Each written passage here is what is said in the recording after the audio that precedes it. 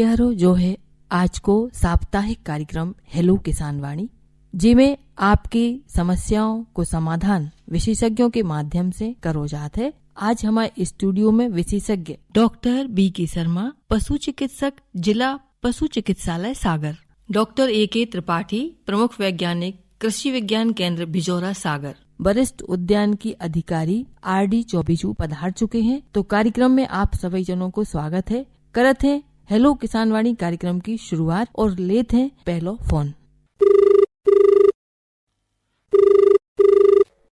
Hello, हाँ भैया, कार्यक्रम है हेलो किसान वाणी। हम बोला कुआ खेड़ा से कमर सिंह राजपूत। हाँ भैया बोलो। भिंडी में पीरी पीरी पड़ रही, उसको कौन सी दवाई? और भिंडी की फसल लगाई है आपने तो वह पीरी पीरी पड़ रही है, तो हमारे विशेषज्ञ पधारे हैं, वे आपकी समस्या को समाधान दे रहे हैं, तो सुनियो आप ध्यान से। हाँ देखिए, कौन सी जगह से बोल रहे हैं आप? हाँ, कुआ खेड़ा से कमर सिंह राजपूत। अच्छा, कुआ खेड़ा से राजपूत जी बोल रहे हैं। अच्छा, भिंडी में कितने प्रतिशत में लगा है पीला रोग, ये पीली पत्तियां पड़ रही हैं? उनकी जगह में लगा है सर। तो भैया जो आपने भिंडी के पौधा पीले पड़ रहे हैं, तो जैसे आपके 10 पौधा लगे हैं तो उनमें कितने पौधा आपके पीले हैं? ये पीले कम से कम 4 पौधा। 10 में 4 पौधा आपके पीले हो रहे हैं। अच्छा, हाँ, तो उसके लिए आपको करना ये है, नोट कर लें जरा इसको। एक तो नीम तेल ले लें, है ना, नीम ऑयल, और इसमें अपन को मिलाना है जिंक EDTA। जी सर। तो नीम का तेल कितना मिलाना है? 1 लीटर में 5 ml, और जिंक EDTA मिलता है, बाजार में मिलता है ये 2% वाला, वो मिलाना है जिंक EDTA। और दोनों का स्प्रे अपन को 15-15 दिन के अंतर से उसमें भिंडी की फसल पे करना है शाम के समय, ठीक है? तो इससे उसके जो पीलापन दूर हो जाएगा। दूसरी बात इसमें एक चीज और है कि हमेशा जब आप भिंडी लगाते हैं, हाइब्रिड भिंडी ज्यादातर किसान भाई लगाते हैं, तो एक ये जो येलो वेन मोजेक रोग होता है, इसके प्रतिरोधी किस्म बाजार में मिलती हैं, तो उन किस्मों को लगाएंगे तो ज्यादा अच्छा होगा, क्योंकि कई बार क्या होता है कि ये पूरी फसल पीली हो जाती है हमारी। तो अब वो चूंकि फसल आपकी खेत में है, यहाँ हम देख नहीं पा रहे हैं, तो अभी हम जो औपचारिक उपचार है वो आपको बता रहे हैं, इसका उपयोग करें तो आपकी निश्चित रूप से फसल आपकी अच्छी हो जाएगी। ठीक है जी सर। जी। हेलो। हेलो, आकाशवाणी। आपको हेलो किसान वाणी कार्यक्रम में स्वागत है। हम बोल रहे हैं ग्राम बदौना से। ग्राम बदौना से भैया आपको बोल रहे हैं? हम अनंतराम अहिरवार बोल रहे हैं। अनंतराम अहिरवार जी। एक पेड़ लगाए सर हम गमला में। एक पेड़ लगाए हो आप गमला में? अश्वगंधा को।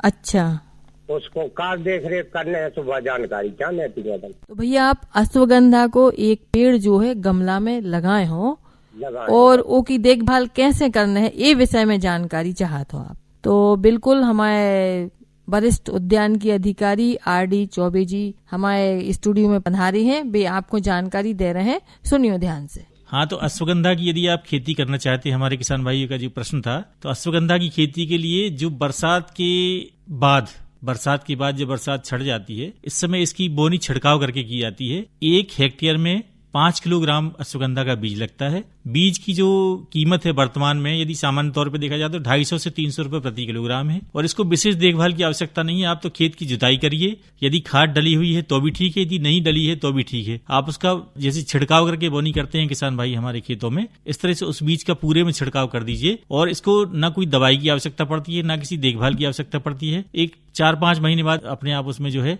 उसके पौधे विकसित हो जाएंगे, और अपने जो पत्ते पीले पड़ने लगे तो उसको उखाड़ के आप उसकी जड़ों का उपयोग ज्यादा किया जाता है।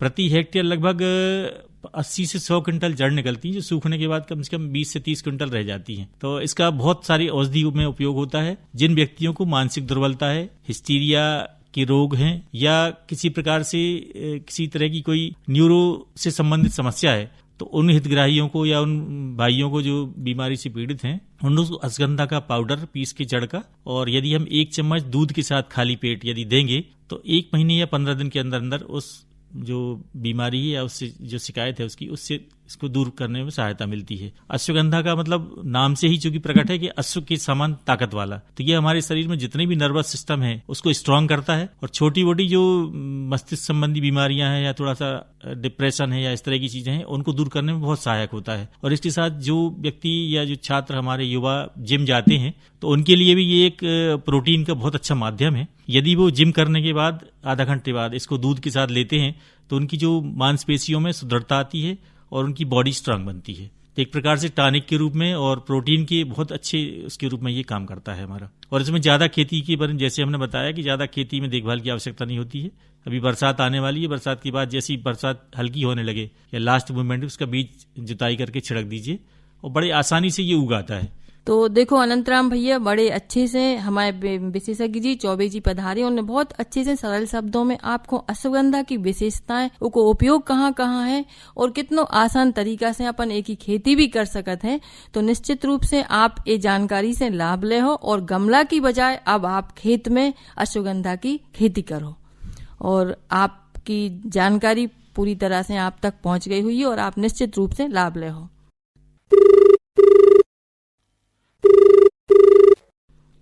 हेलो जी नमस्ते सर। नमस्ते भैया, कहाँ से बोल रहे हैं आप? हम राजू पटेल बोल रहे हैं, ग्राम करैया, तीर्थ जिला सागर। करैया से राजू पटेल जी बोल रहे हैं। आपके लाने का समस्या है? मैडम पशुपालन से संबंधित है। पशुपालन से संबंधित, तो भैया आप अपनी समस्या बताएं। पड़िया है तो पीछे के 2 ही पाँव खचोड़ रही है, जाइए कम से कम 1 हफ्ता होगा। अच्छा, पड़िया है आपकी। हाँ। तो पीछे के पाँव खचोड़ रही है अपने आप? हाँ। कोई चोट वगैरह तो नहीं लगी ना? नहीं, चोट कुछ नहीं लगी है। अच्छा। 1 साल पहले भाई थी। अच्छा, हाँ। 2 साल पहले भी है स्वभाव तो? हाँ। तो ठीक है भैया, आपकी पड़िया जो पाँव खचोड़ रही है तो एक इलाने हमारे विशेषज्ञ पधारे हैं डॉक्टर B.K. शर्मा, पशु चिकित्सक, जिला पशु चिकित्सालय सागर, और आपको एक की जानकारी दे रहे हैं। आप ध्यान से सुनियो। देखिए 2 साल की पड़िया है और उसके दोनों पैर पीछे के खचुड़ रहे हैं, झटका लेके पैर रखती होगी आगे, ठीक है। तो इसमें दवा तो उतना काम नहीं करेगी, एक छोटा सा ऑपरेशन होता है। आप जिस भी ब्लॉक के हैं संबंधित डॉक्टर को आपका नाम पता लिखवा दीजिए। इसमें एक सर्जरी होती है, इसका ऑपरेशन होता है, ठीक है। इसको बोलते हैं मीडियल पटेलार डेस्मोटोमी। ये ऑपरेशन का नाम है। ऐसा करना पड़ता है, जो एक पटेला बोन होती है वो ऊपर की ओर शिफ्ट हो जाती है। कुछ दूर चलने के बाद, झटके ले लेने के बाद 10-15 मिनट बाद वो नॉर्मल चलने लगती होगी। पहले शुरू में वो चलने में दिक्कत आती होगी। अगर दोनों पैर में आ रही है, जिसको गांव की भाषा में, बुंदेलखंड की भाषा में हम बोलते हैं बाय आना, यदि ये है तो इसका ऑपरेशन हो जाएगा। मैं ही इसका ऑपरेशन करता हूँ और आप जिस भी ब्लॉक के हैं संबंधित डॉक्टर को बता दीजिए। 15 से 20 मिनट लगते हैं और तुरंत ही इसमें रिलीव हो जाता है। भैंस फिर कभी भी झटके से पिछले पैर झटका के नहीं चलेगी, डायरेक्ट तुरंत ही चलने लगेगी ऑपरेशन के तुरंत बाद। Hello hello. हेलो, हाँ भैया, कार्यक्रम हेलो किसान वाणी। जी नमस्कार दीदी। नमस्कार भैया। जी हम बोल रहे हैं तालचेरी सागर मध्य प्रदेश से, राजघाट के पास। हाँ भैया, तालचेरी से आप भैया को बोल रहे हो? जगपुर रजक बोल रहा है। दीदी ये बोल रहे थे कि पपीता नहीं फल रहा है, हमारा फूलत है और फल कर जा छोटे छोटे हो गए। अच्छा भैया, तो पपीता आपको फल नहीं रहा है? हाँ, मानो फूल देते है। हाँ हाँ। और फल नीचे गिर जा छोटे छोटे होते हैं, भी कर रही है परेशान। फूल फल जो है पपीता के आपके झड़ जाते हैं और जाई समस्या आपको बिही में है जी। तो भैया बताओ, पपीता को पेड़ जो है आपको कितने समय को है? जो होगा 1 साल से ज्यादा को होगा।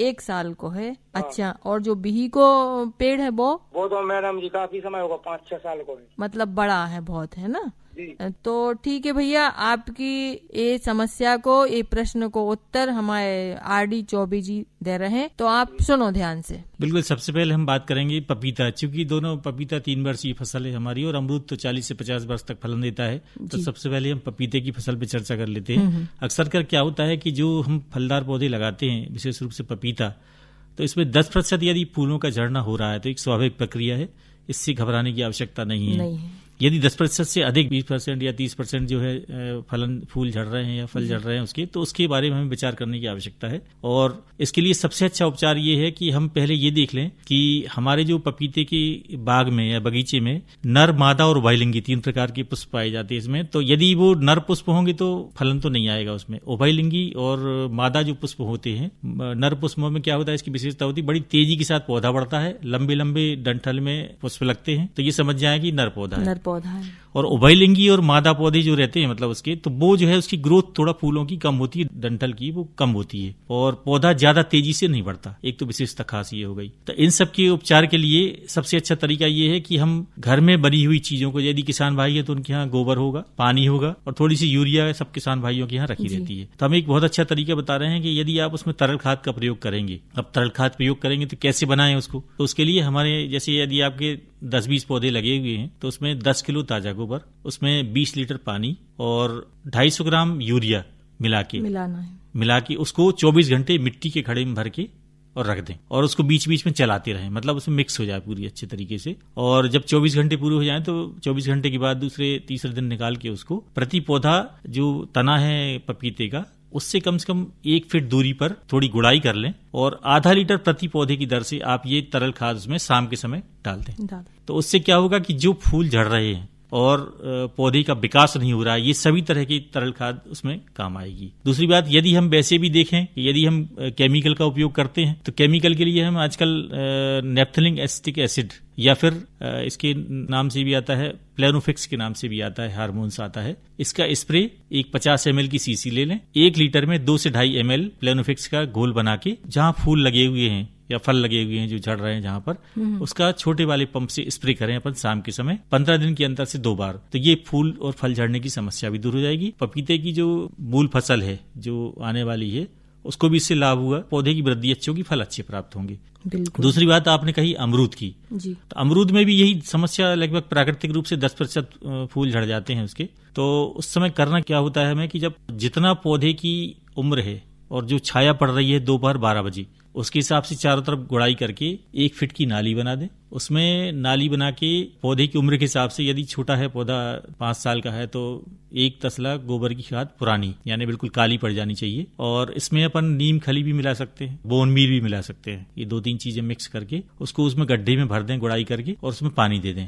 और पानी देने के बाद ये जो फूल झड़ना यदि बंद नहीं होता है तो फिर वो जो हमने प्रक्रिया बताई है कि उसके लिए बहुत सारे पौध वृद्धि नियामक या इस तरह की झड़ने से बचने वाले हार्मोन्स उपलब्ध हैं, प्लेनोफिक्स या नेप्थलीन एसिटिक एसिड का स्प्रे करें। लेकिन उसमें एक खास बात ये देखने की होगी, यदि फूल से फल बनने के बाद झड़ रहे हैं, छोटे छोटे फूल बेर के आकार के हैं, तो एक उस समय प्रयोग करें और एक थोड़ा सा जब फूल झड़ रहे हैं उस समय प्रयोग करें। तो ये दोनों गतिविधियों पर अंकुश लगा सकते हैं या उसको बचाव कर सकते हैं। और अमरूद में क्या होता है, कई बार हम बहुत सारे किसान देसी पौधे लगा लेते हैं तो उनके फलन का अवधि लंबी होती है तो उनमें फलन देर से आता है, लेकिन वो देर तक फलते हैं। यानी ये मान के चलिए यदि आपने देसी का पौधा लगाया तो 8 साल में फलन शुरू करेगा वो, 8 से 10 साल में, और वो 50 साल तक फलन देगा। यदि कलमी हम पौधे लाके बाहर से लगाते हैं तो उसकी जो है 5 साल के बाद फलन शुरू हो जाएगा और 30-35 साल बाद उसका फलन लगभग समाप्त हो जाएगा। ऐसी स्थिति में हम क्या करने, जो पुराने बाग लगे हुए हैं अमरूद के पुराने बाग लगे हुए हैं, उन पौधों को काट के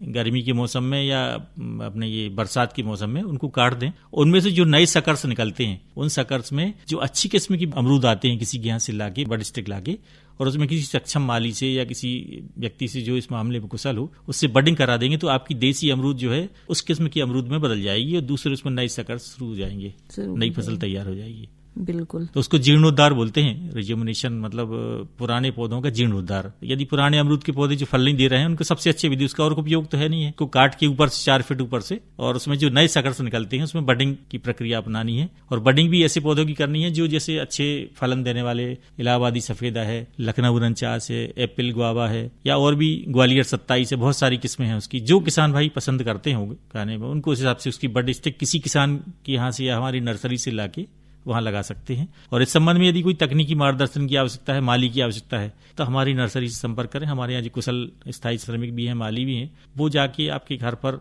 जब ये कर लोगे आप पूरा, तो बडिंग कराने में उसके 1-2 घंटे में करके चले जाएंगे। बिल्कुल। और इसमें कोशिश ये करना है कि जो नीचे से सकर्स के नीचे से जो देसी वो निकल रहे हैं सकर्स, उनको काटते रहे, नहीं तो क्या होगा, पूरा पौधा आपका देसी हो जाएगा। तो डक्कू भैया, आपको बहुत अच्छी तरीका से हमारे विशेषज्ञ जी चौबे जी ने बहुत अच्छी जानकारी दी बिही के फलों के लाने कैसे आप उनको जीर्णोद्धार कर सकत हो और उनको नए फलों में परिवर्तित कर सकत हो। तो आपकी समस्या को समाधान निश्चित रूप से होगा हुई है।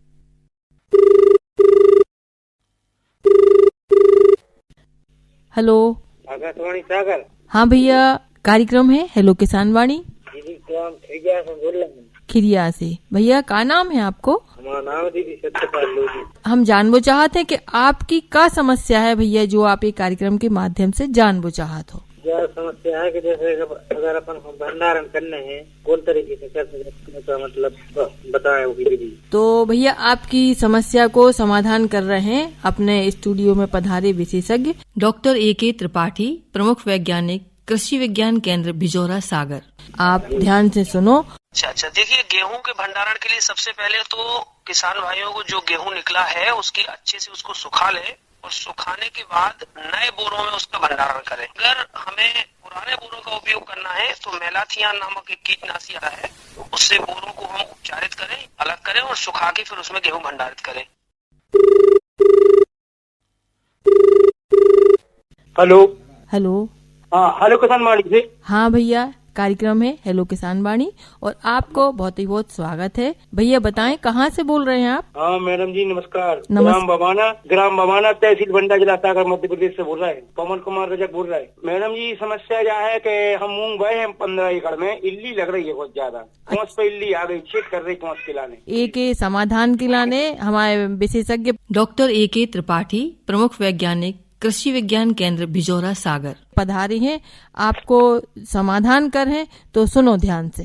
जी मैडम जी, आपने इसके पहले अगर कोई कीटनाशी डाला है तो उस कीटनाशी को ना डाल के आप कीटनाशी को रिपीट करें। आप शाम के समय 3 बजे के बाद इमामेक्टिन बेंजोएट अथवा रेनेक्सिपायर जो बाजार में कोराजिन के नाम से आता है, इनमें से कोई भी एक दवा अगर आपने पहले नहीं डाली है तो इनमें से कोई भी एक दवा का आप स्प्रे करेंगे तो निश्चित रूप से इल्ली आपकी खत्म हो जाएगी। भैया हेलो किसान वाणी कार्यक्रम जारी रहे। मनो अबे सुनत है अपन जो कृषि गीत गा रहे हैं मैया दीन तिवारी। देश किसान किसान है भैया, सो खाने पाने को रखवारो,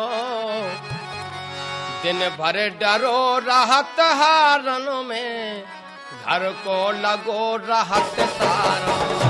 दिन भर डरो रहत हारन में, घर को लगो रहत तारो।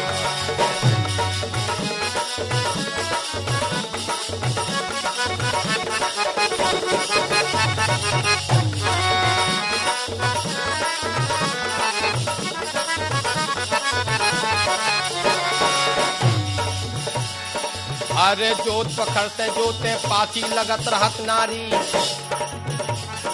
गिन गिन बीज पुटरिया में से सरकावत है घरवारी। हाँ सरकावत है घरवारी, हाँ सरकावत है घरवारी।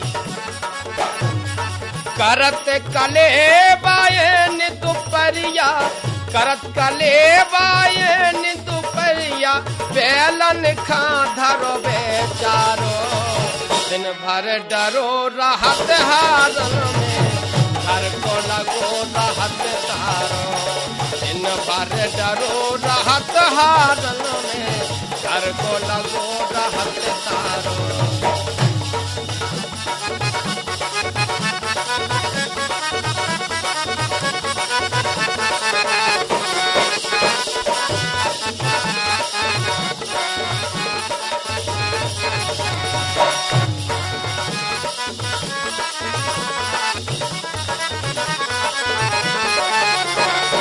ऐसी फसल भई मैनन की देन लगत कुएं में पानी, हाथ रख के ना सक्षण में दी से बची रहे हानि। हाथी से बची रहे हानि, हाथी से बची रहे हानि। रातन रातन फिरत खेत पे, रातन रातन फिरत खेत पे, रातन रातन फिरत खेत में तो काट ले बिछुआ तारो। दिन भर डरो रहत हारन में, घर को लगो रहत तारो। दिन भर डरो रहत हारन में, घर को लगो रहत तारो।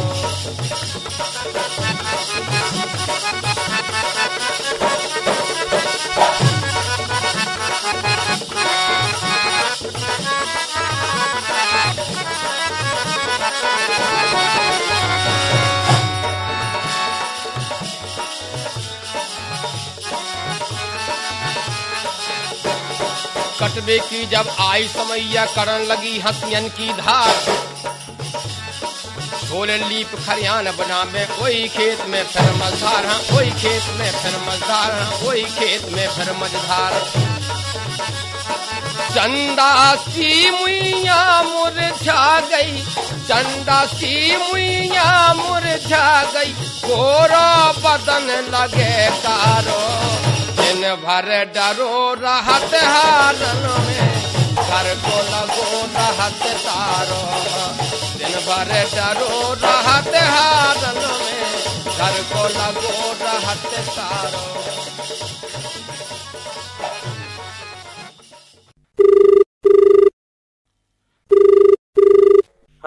हेलो। हाँ भैया, कार्यक्रम है हेलो किसान वाणी।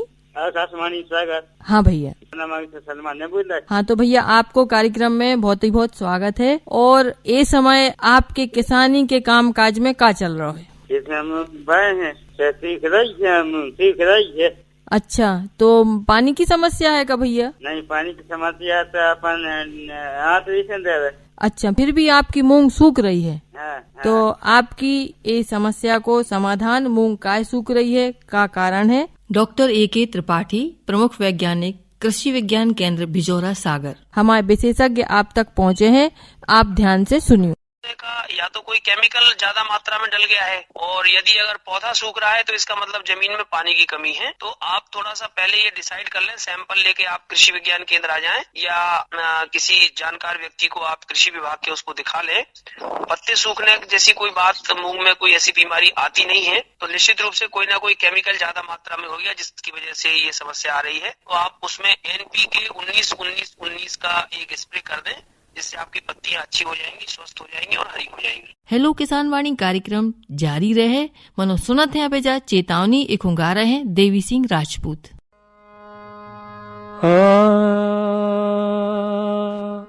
अरे देखो बहुत दिनन में तुमको, देखो बहुत दिनन में ला, देखो बहुत दिनन में तुमको, देखो बहुत दिनन में ला।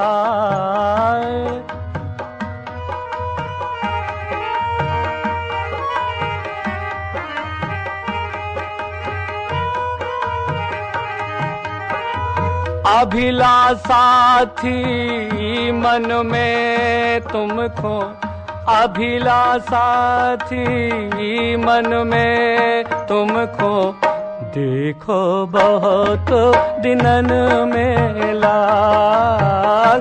अभिलाषा थी मन में तुमको, देखो बहुत दिनन में लाल।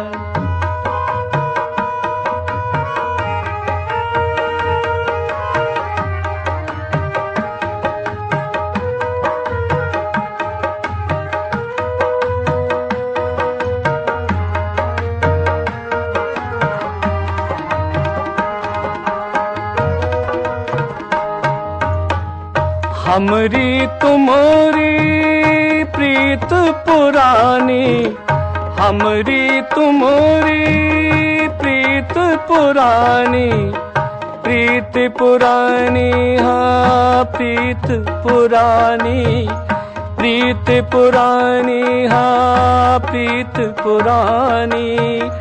हमरी तुम्हारी प्रीत पुरानी, झूठी बालापन में तुमको, झूठी बालापन में तुमको, देखो बहुत दिनन में लाल।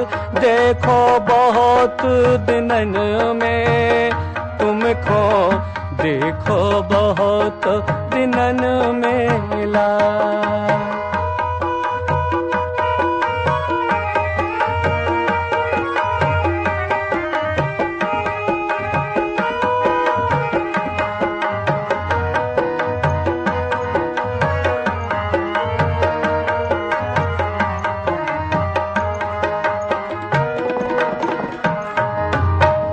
दर्शन दियो न्यारे पर के, दर्शन दियो न्यारे पर के, न्यारे पर के, हाँ न्यारे पर के, न्यारे पर के, हाँ न्यारे पर के, दर्शन दियो न्यारे पर के, छिप ना जाओ सखनों में तुमको, छिप ना जाओ सखनों में तुमको, देखो बहुत दिनन में लाल, देखो बहुत दिनन में तुमको, देखो बहुत दिनन में लाल।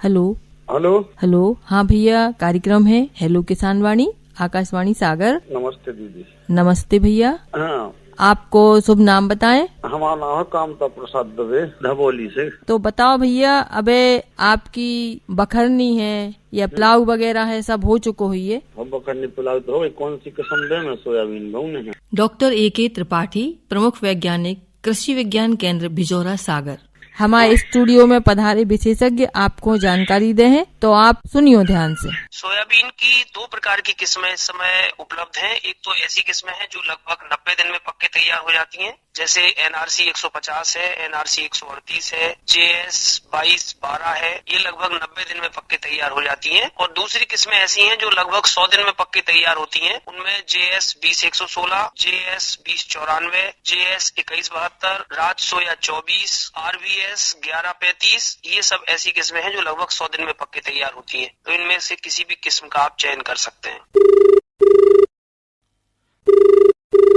हेलो, नमस्कार।